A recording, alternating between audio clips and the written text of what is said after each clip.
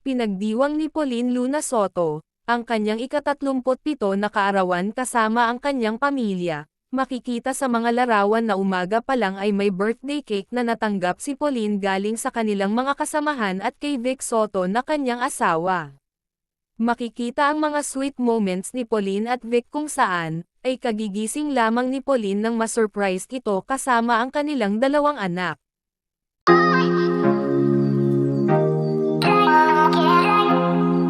Sabi sa naging caption ni Pauline sa kanyang post.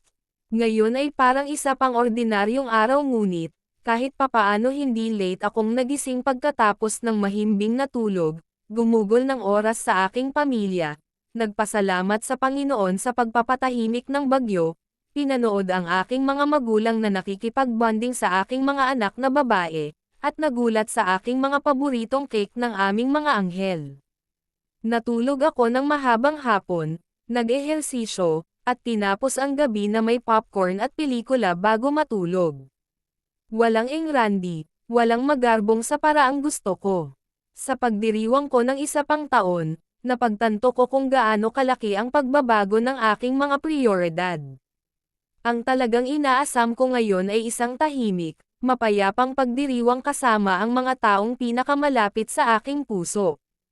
Nakikita ko ang aking sarili na pinahahalagahan ang bawat maliit na pagpapala na ibinigay sa akin ng Panginoon ang regalo ng buhay, isang malusog na katawan na nagpapahintulot sa akin na lumipat, ang aking pamilya at ang kapayapaang ibinibigay niya sa gitna ng mga unos ng buhay. Minsan ay nanalangin ako para sa mga bagay na mayroon ako ngayon, at para doon, ang puso ko ay nag-uumapo sa pasasalamat, kaya oo, ngayon ay tila tulad ng ibang araw maliban kung hindi. Kiss mama. Love you. Love you. How about you? You kiss mama. Here. You again?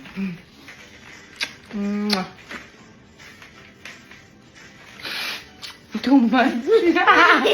You.